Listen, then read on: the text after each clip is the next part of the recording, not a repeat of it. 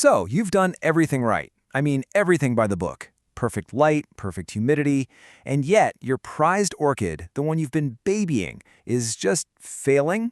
It's a super frustrating mystery, right? Well, today, we're about to solve it. Seriously, let's get right into it. Why is that orchid, the one that should be thriving, actually failing? You've already checked for all the usual suspects, and nothing adds up. This is like a classic plant cold case, and you and we're gonna crack it. And the signs, I bet they sound familiar, are just baffling. Those beautiful, vibrant green root tips, the engine of the plant's growth, they're just gone. Poof! New growth has totally stalled out. And the weirdest part, no visible pests, no mealybugs, no mites, nothing. The damage seems to happen overnight, almost like some kind of dark magic. This is the signature of an invisible war happening right under your nose. Well, it's time to meet the culprits. Let's introduce the Nocturnal Assassins responsible for all this chaos. These hidden predators living deep inside your orchid pot. Now hold on, we're not talking about those big garden snails you see on the sidewalk after it rains. No. The real culprit is much smaller and way sneakier. It's the bush snail. Just look at the difference. This little guy is often no bigger than a pinhead and can live its entire life totally hidden in the bark of a single pot. This is the #1 reason for those mystery growth stalls, even in professional greenhouses. So why are these tiny snails so destructive? It's because they're after something very specific, the meristematic tissue.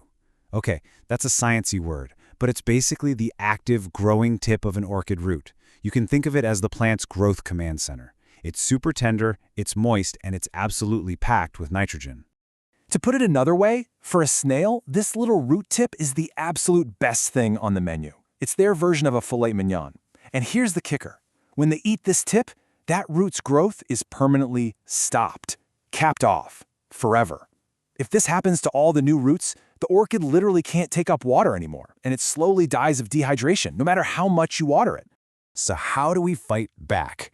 It's time to put on your detective hat. Let's learn how to find the evidence these little assassins leave behind. Okay, so your first instinct is probably to look for that classic silvery slime trail, isn't it? I mean, that's the calling card of snails and slugs everywhere. It's Snail 101. Wrong. And this is so important. Relying on slime trails in the orchid world is the classic mistake that everybody makes. You see, in the humid, chunky world of orchid bark, those slime trails are often completely invisible. So just forget the trails. Instead, here's what you look for, a scalloped edge on the root tips. It looks almost exactly like they've been chewed by a teeny tiny little ice cream scoop. That is your telltale sign. And if you want to catch them red-handed, grab a flashlight. Sometime between 11 p.m. and 2 a.m., they come out to party. Okay, you've confirmed it. You've got them. Now what? You really don't want to blast your plant with harsh chemicals. This, my friend, is where the cucumber rescue protocol comes in. It's a simple, completely non-toxic, and believe me, incredibly effective solution.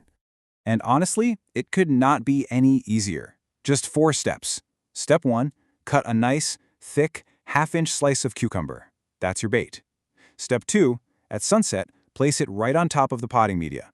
Step 3, check the slice around midnight, or even first thing in the morning is fine. And step 4, you'll see the snails all gathered on the cucumber for a feast. Just lift the whole slice up and get rid of the entire congregation. But here is the really genius part about this.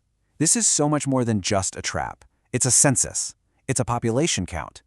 If you come back and find, say, 20 snails on that one slice, you know you have a major infestation on your hands. It tells you the scale of the problem you're dealing with, all without using a single drop of pesticide. Now, the cucumber trick is a fantastic emergency fix, a great way to fight a battle. But now we need to talk about winning the war, and that means we need to look at some long-term strategies for prevention. The best approach here is something called Integrated Pest Management, or IPM. It sounds fancy, but it's really just a few simple habits. First, pot hygiene. Snails absolutely love old decaying bark, so repotting into fresh media every couple of years removes their breeding ground. Second, there's the coffee trick. Yep, a diluted cold coffee drench actually acts as a mild neurotoxin to snails. And finally, if you grow your orchids on benches, wrap the legs with copper tape. It creates a tiny electric shock that they will not cross. So why does all this matter so much? Why the vigilance? Because the stakes can be incredibly high. Get this, a rare, prized orchid can lose up to $500 in value in a single week from these tiny, pinhead-sized pests. That is a staggering amount of damage from such a small creature. You know, in the end, it's really about seeing the bigger picture. That simple cucumber slice, it's not just a trap.